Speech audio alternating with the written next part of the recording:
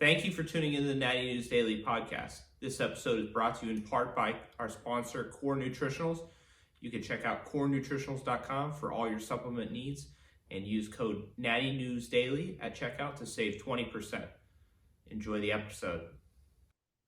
All right, ladies and gentlemen, welcome back to the latest episode of the Natty News Daily podcast. We are joined today by Cassandra Grippe.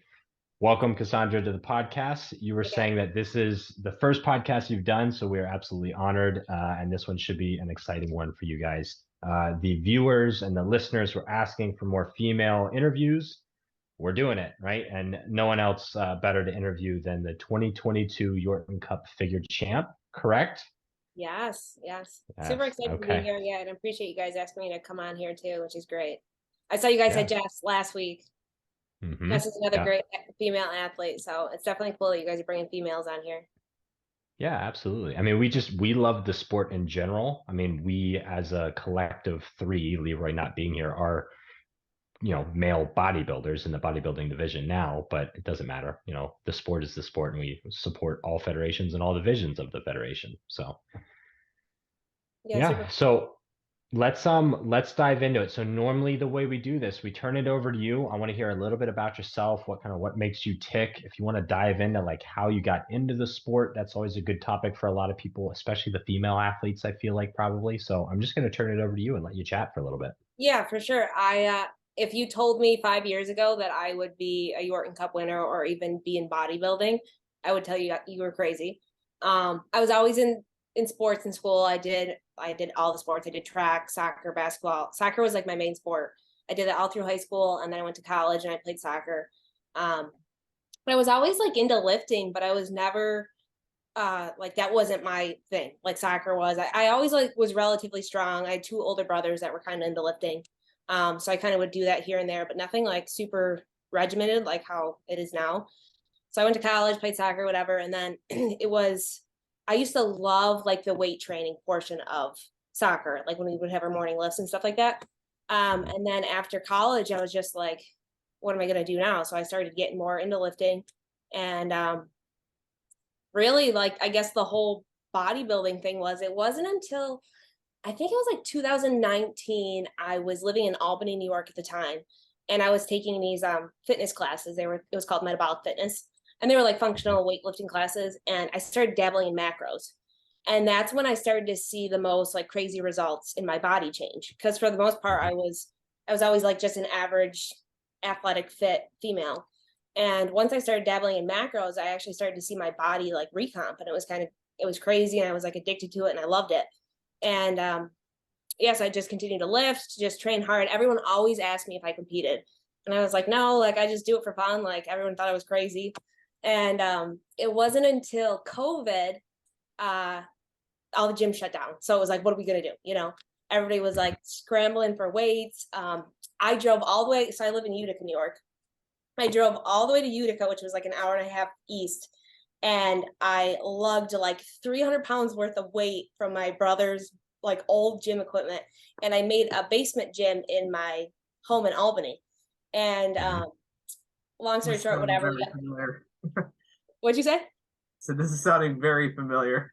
Is it? Is this what you did too? I train in my garage full time now, but yeah, it started right before COVID started. I started just panicked and just pulled together some weights. Yeah, everyone panicked, and I remember going to Dick's Sporting Goods the day it was like March 14th, and I was like, do I like buy dumbbells right now? I'm like, oh no, probably the gyms will probably only be closed for like 2 weeks.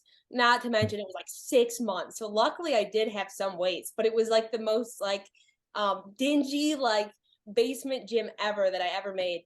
And I used to just work out down there. I used to love it. But so I came home for like holidays or whatever. And my uncle was super into bodybuilding. So they made a basement gym. And he put like all his old bodybuilding pictures on the wall. And they said to me, they're like, the only way you can get on the wall is if you do a show. And I was like, is that like a challenge? And they're like, yeah. And I'm like, well, it's COVID. Like there's nothing else better going on. And I was like, sure, I'll try it. So I ended up prepping for a show, and I did my first show. It was in Syracuse, New York. It was the Big East. And that was like right kind of after COVID. It was 2021. So it was still like small. There was only so many spectators allowed. People are still wearing masks, things like that. and I ended up doing my first show and I got my first pro card. And that's how it all started. There you go. There you go. Yeah. So that's the Big East is an OCB show as well. Yes. You won the OCB Yorton Cup. And I saw on your bio that you've competed with the NPC. Have you Yes. done any other federations? Kind of like what drew to the OCB? Was it just like locality and it was local to you, It or was what? just, I knew people from back home, like back in Utica. They were familiar with the OCB. I had some friends that did it. Obviously it was like a natural federation, which I loved. So I was like, Mhm. sure, let me try this out. Like I said, at the Mhm. time I was super unfamiliar with it. I wasn't really sure what I was getting into.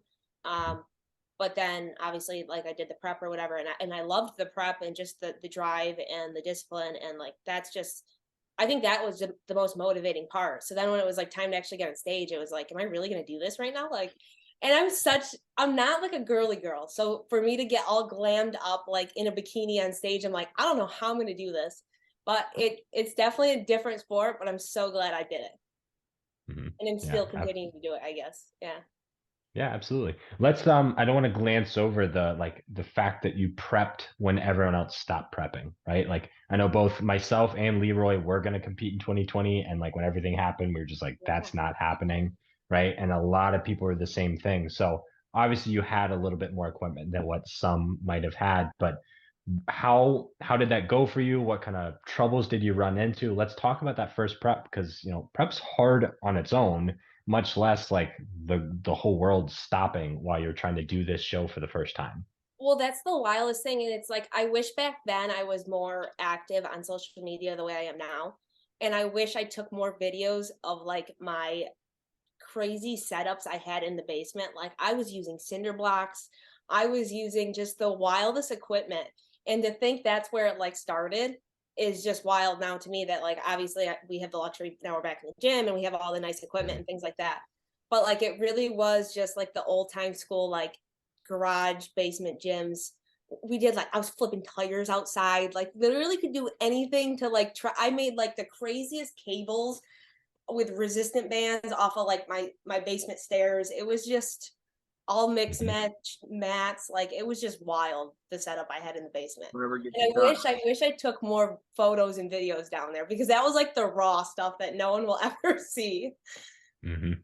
Yeah. Oh, yeah. I'm flashing back to that myself. Dan actually criticized me the one time. I had what was it? I had a bar stool tipped over on its side with a plank on top of it to use as an incline bench for the adjustable dumbbells I had. And Dan's like, that is not safe. You will crush that. Get off of that right now. No, and that was the thing too, because a lot of things I had set up, like I lived with my two best friends at the time, and they were just thought it was hysterical. And one, I had music playing, and they were working from home at the time, so it was just our times were set up, and like sometimes they would hear like crazy thuds, and they weren't sure if like it was the ghetto the bench I made that I made. They would just yell downstairs like, "Hey, are you okay?" I'm like, "I'm good. Everything's good." That's awesome. Did you run into any like sort of nutritional issues? Because I know like where I was in Delaware at the time, getting like chicken some weeks, I was like searching and searching in stores, and it was pretty tough actually to get some food at some points. See, luckily for me, I think it was all good. I really didn't have issues. I know, so like I said, I was in Albany at the time. Um, People back home in Utica, like I remember everyone saying with the chicken shortage, Mhm. I mean, obviously, like we'll never forget the toilet paper shortage. Not that that was the issue, but like things like that. But no, luckily for nutrition wise, everything seemed to be okay. I know I was just trying to get more weights, like I was trying to get bumper plates and things like that, and I was like on every weight list for Rogue. It was insane. Mhm. And finally, when they sent me bumper plates, it felt like Christmas morning that I got bumper plates in the mail. It was like the best thing ever. Mhm. Yeah, yeah. Dan knows all about that. You should see his setup. It's actually pretty Well, I pretty did. phenomenal. I was checking out your guys' Instagram, and I do see I appreciate the garage gyms and the basement Mhm. gyms. It's like, though, that's the real stuff that like that means a lot. That's the down and dirty, like raw stuff right there. I love it. Mhm. Did Our did you setups end are a up little building bit. it out, or did you end up going back to the gym pretty quickly right after, or what did you end up doing? I did go back to the gym, but it was frustrating because when they let us back, we still had to wear a mask. And which whatever, I get it, everyone has their own opinion or whatever, but it was hard. Like it was hard to breathe with the mask and like Mhm. interaction and wipe everything down and things like that. So I really did stay long in the basement for a while. I definitely did some cardio more at the gym. And then when it came to like leg press and things like that, I started to adapt more in the gym. And then now at this point, I'm fully back in the gym. And I think I'm like, how did I wake up early and go in my basement and work out? Like, if you told me how to do that now, I don't know if I've had the motivation to do that. Were you training solo most of the time in the basement then? Or was it all solo? Yeah. Sometimes like my cardio. So I actually did get my one good friend who I was living with at the time. She got into it. So sometimes we would do workouts together. But yeah, for the most part, it was just me in my basement. There's something about that, like just, like it's, just training alone in a garage, like nobody's watching you, like you're just doing your thing. And for you, like you weren't even recording half of it. So like, it's just like, yeah. That's what I mean. It was just like those X files that no one will ever know. And I laugh too, because like now obviously I go to the gym and I wear like a cute outfit or something. And I like want to like kind of look okay at the gym, where my basement outfits, they never matched. I half the time didn't have shoes on. I did like just rolled out of bed, went downstairs. It was fine. Nothing even mattered at that time. Yeah. And I think there's something to that, just with like, for an athlete to be able to do that and not need like people around or people watching or external motivation or fancy gym fits or whatever, like, just in the solace of, your garage or your basement, and like you get it done and nobody's going to see if you do or you don't, Yeah, like you don't have to post that picture and say like, oh yeah, I got it done today. Like no one even knew that I was down there. Yeah. It's awesome. Yeah, for sure. Absolutely. So how is it gone from there, right? You won, it was 2022 was the figure Yorton win. Talk about the time in between there. So you transitioned back into the gym, you had done the show and won your pro card at this point. So I won the pro card in June of 2021. So I qualified for the Yorton. And at the time I didn't even know what the Yorton was. And everyone's like, yeah, you got to go to the Yorton, got to go to the Yorton. So this was at June, and the first Yorton was in Pittsburgh. 2021 was in Pittsburgh, and it was in October. So I kind of reversed out a little bit, and I was like really hesitant. I was like, do I try this? Do I go? Like, I'm like, I'm a first timer here. Like, I don't know. And I was like, at the time, I was like, you know what? I qualify. Let me just go for the experience at least. So I ended up reversing out a little bit, and then I went right back in to prep, did the show in October. And I mean, it was amazing, like being there. There was like, I forget how many girls. There was like 40 girls. Obviously, so many of them were competing for years or whatever. And I ended up getting third, my first time in the Yorton. And that was just wild to me.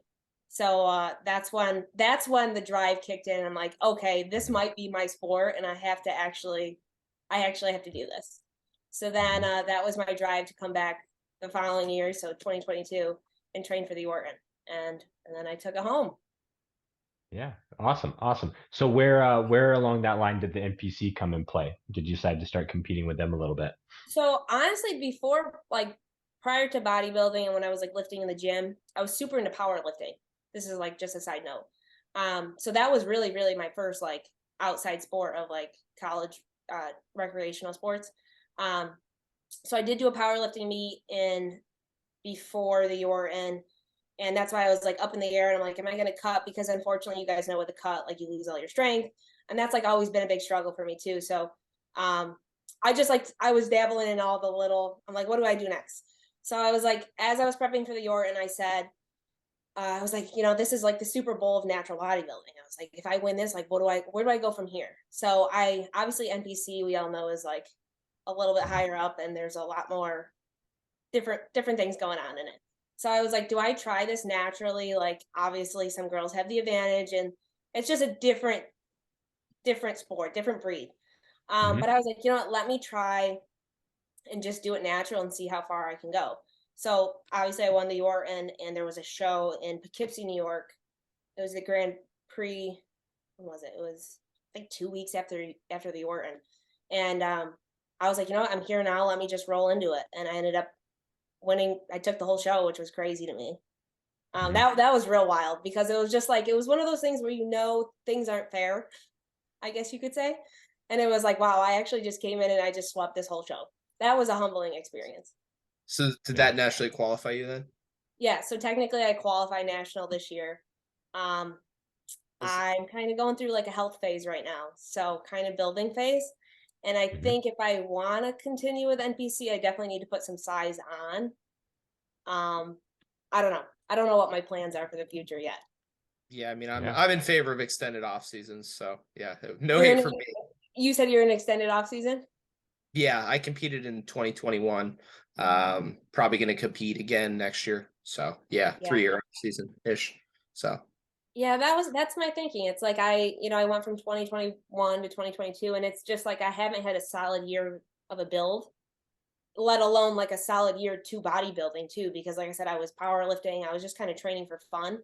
So I was like, let me take kind of like a solid year building to see where an actual bulk build Mhm. can take me. I think you'll be Yeah, amazed yeah. how much muscle you can pile on. My question though is, have there been any natural athletes, female athletes that have won an IFBB Pro Card?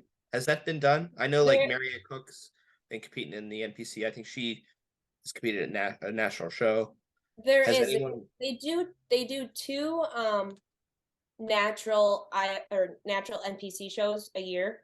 It's the Ben Weeder one, and then there's another one, I forget where it is, but it's The all natural CPA runs one too.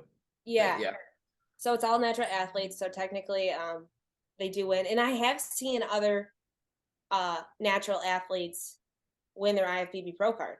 But it's just a Mhm. matter of, sure, you can win your Pro Card, but it's just like I feel like, later down the road, if you want to continue this as a career, or like later, things get more difficult being natural, I guess. Mhm. Yeah, I guess my question was more so, has anyone won like an untested nationals and got an IBB Pro Card through? Oh, yes. Yeah. I have seen that. It has been done. Okay, Yeah. who has done that? I don't know the names, but I have If you seen know that. a name, we might need to talk to them. I know. I will find out for you, because I dabbled with, I was like talking to some coaches, and like along this past year, like I've met some crazy people and we've been talking about it and stuff. But I will come back to you with some names. Yeah, Cool. nice. Thank you. So you said you really don't know what the future holds for you, right? So you're in a growth phase right now, and a health phase as you phased it. And I love that phrase in itself, because that's something that's kind of like swept under the rug in our sport, is people overlook the health impact, right? So why don't you, as a representative of the female side of the sport, let's talk about that a little bit. Some of the things, if you're open to, that Oh, you might have absolutely. gone through, things to, for other female athletes to be wary of and be mindful of. Like, what's been your path with that? So this past Yorton, I coached myself, and now I do coach other athletes. I coach lifestyle athletes, and coach prep power lifters, all that stuff. And relatively, a lot of my clientele is females. But a lot of like I had a coach in the past, and speaking with other female athletes, even like just a lot of OCB competitors and stuff like that, they don't realize that getting your menstrual cycle is super important. And being lean for that long, especially as a female, is like not okay. And I hate it, because a lot of people that don't understand bodybuilding, like they automatically think you're starving yourself, and they think it's not safe or healthy, which I get that aspect. I know the way I prep, I kind of just do macros. I know a lot of people do meal plans and macros, but for the most part, it's not like it's unhealthy. Like the lowest calorie intake I ever got was maybe like 1,400 calories. And I laugh, because when I start with new clients, a lot of them aren't even eating that on a daily basis. So going into the whole caloric intake or whatever, but the whole feminine side of it and female, like I said, um, the menstrual cycle and things like that, a lot of girls don't get it for years, or like just will stay so lean, and just they'll go to their doctors, they'll search help, and the doctors are always just like, oh, well, it's bodybuilding, it's fine, there's no issue with that, it's fine. And it's like, not okay. Yeah, that's something. So I have one competitor that got incredibly lean last year as a female, and it took us a solid 6 months of like very intentional eating at like ridiculous calories. Like, if I told most of my other, even male athletes, what she was eating, she's like 120-pound female eating 2,800 calories. So, and it took that and adding that much body weight to put, to get her back into her cycle. Well, that's what I'm at right now. So I did an in body, I think it was 3 weeks before the Yorton. I was 7% body fat. Like that's insane for a female. And luckily I can get that lean, which is one, really cool, but two, like not healthy, you know what I mean? So I'm still struggling. I have not had my cycle since. And that's how I am. I'm in just a calorie surplus. I've like stopped all cardio. and I'm really just on the hunt for my period. Okay. So yeah, so you mentioned a couple things there that you're using as tools. Dan, were you about to say something? I don't want to interrupt you if you were. No, I have No. some thoughts, but nothing that's yeah. Go ahead. Okay. So you talked about reducing the cardio or pulling the cardio entirely, because that's obviously a stressor on the body. Obviously, a high calorie surplus is another tool you're using. What other aspects are you using to try and regain that, healthy Well, status? well, definitely higher fat. So I am like a certified nutritionist too, which is a little bit helpful, but that's a lot of things too. Like, so when new athletes come to me, I hate criticizing other coaches because there's always a method and there's always a way, and everyone has their own little niche and tricks.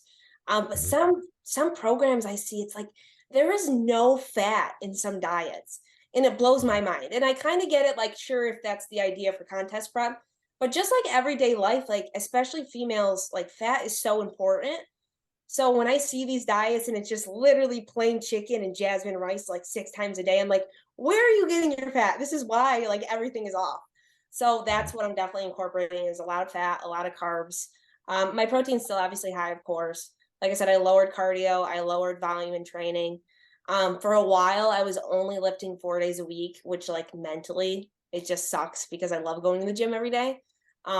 Luckily I can still go and train clients and things like that, but it's still kind of a struggle because I miss the cardio high. I miss, of course, being lean and seeing, my body weight, and it's a mental struggle seeing your weight go up to, like, right now I'm the heaviest I've ever been.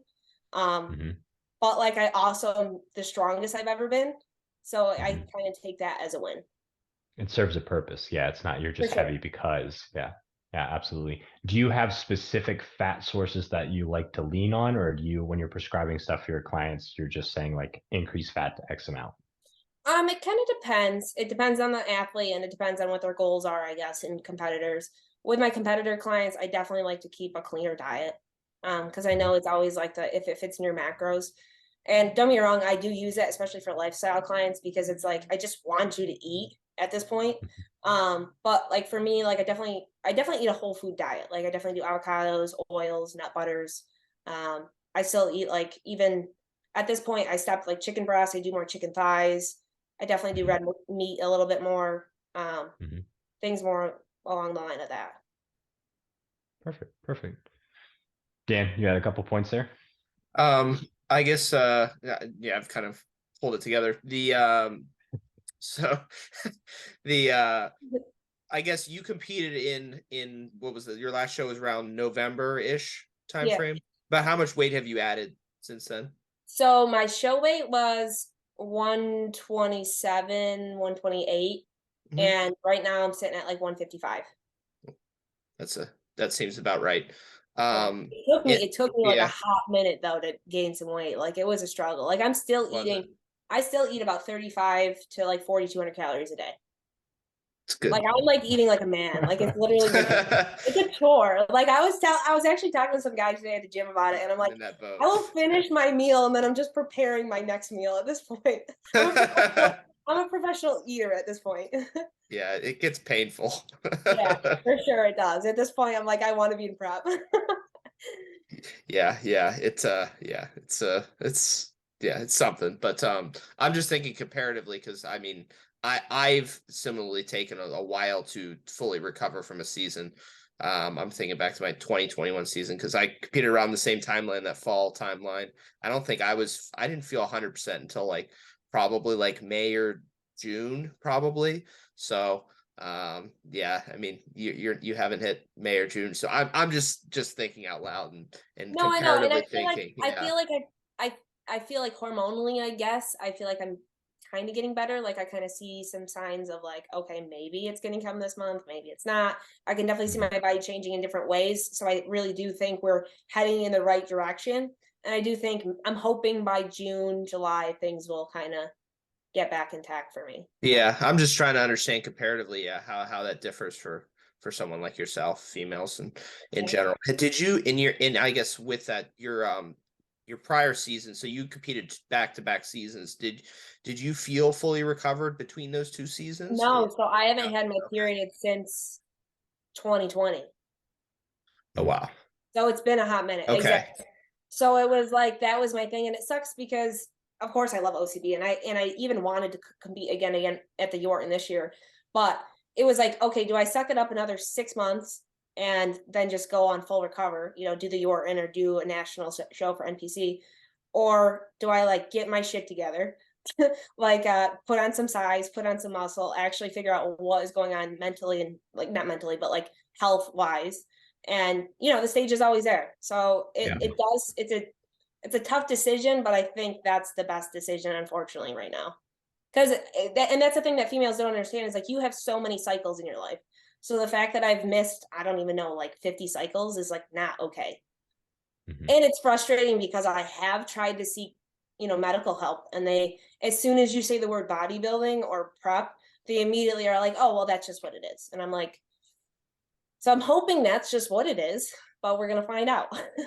I would guess so, in my Yeah. uneducated Mhm. opinion. Right. But this is a very important topic to talk about, because I think especially like in natural bodybuilding, I see a lot of people like really grandstanding about like how it's like the healthy thing, and this is all health and this and that, and like getting to contest shape is just it takes a toll. It's not healthy, and like understanding that, and having that conversation, having people know that these are the consequences of getting lean, and it is a short window of competing, and like you said, the stage is always there. So I think this is great, and I appreciate your openness on this.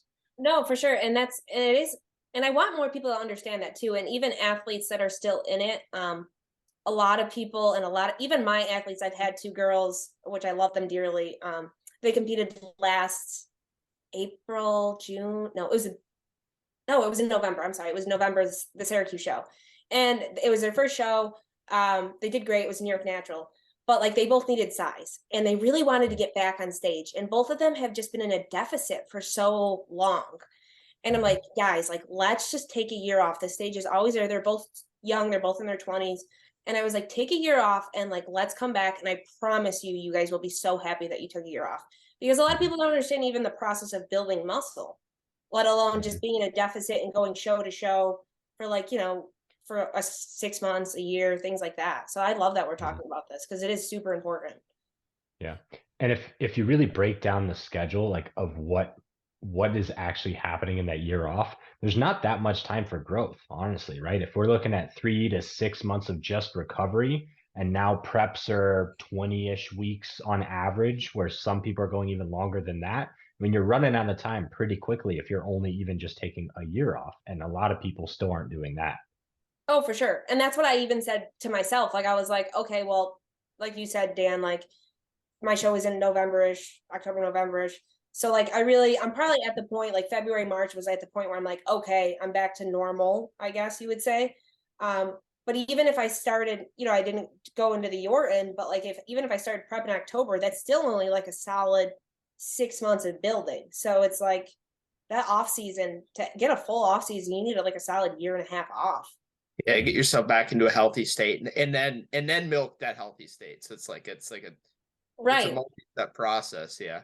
Right. And I think if anything, it's more mental. It's just like, that's the tricky part. Like, prep's the easy part. People don't understand that prep is like, everything's good when you're in prep. It's just when you come out of prep, it's just like, you have to make these tough decisions, and you have to trust the process, as cliche as it is, but you really do. Mm-hmm. The blinders come off, and then there's just too many options sometimes. Yeah. Right. Right. And when you're in prep, it's just one way, and everything makes sense, and everything's okay. I feel that. I know. It's just like, I do miss prep sometimes.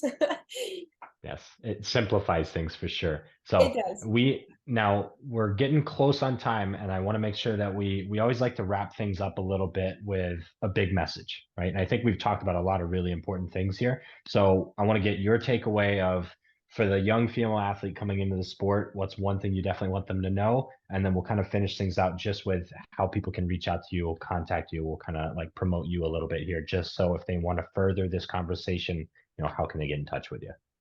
So to the young female athlete, don't be afraid to gain weight. That's like my biggest thing. And it's like, even my new athletes and lifestyle clients I have, it's like, they automatically want to just lose weight. And I'm like, why? Why do you want to lose weight? Like, why do you have this number in your head? And it's funny, like, even I say I'm the heaviest I am, I'm at 155, but my pant size is still like a 2 or 4. Like, that's crazy. That's crazy, where I think when I was back in high school, or, you know, whatever, at 140, 145, I was in a size 8 or 10. So obviously you've gained muscle. So like, my big take home is, don't be afraid to gain weight and lift heavy weight. Always lift heavy weight. Test your limits and lift heavy weight and train hard and enjoy the process, is my big take home. I love it. I love it. And where can people find you if they want to contact you for coaching or even just a conversation? So my coaching page is Team Tequila is my coaching company this year. I launched. It started as a joke, but it actually took off, so it's going well. It has its own page, but you also can find me on my Instagram at Cedra_fit. And or you could Google the Yorton Cup Figure winner 2022. There you go. I love it. Google it. Google me. Perfect. It's perfect. Well, thank you so much for coming on. This, I think, like I said, this was a great episode. We always run into these episodes that like really like hone in on a topic that's so important to the sport. And I think this is definitely one of those that people should benchmark and listen to. Yeah, no, honestly, I wasn't sure if this is where it was going to go, but I'm glad it did, because it is a message that needs to get out there, and whether it's heard or not, it's a great platform, and you guys are great. So yeah, well, we appreciate it. Absolutely. So, all right, guys, that's going to wrap it up for this week's episode. If you liked it, subscribe, like, share, follow, help us spread the word. That's all we ask. And we'll see you guys in the next one.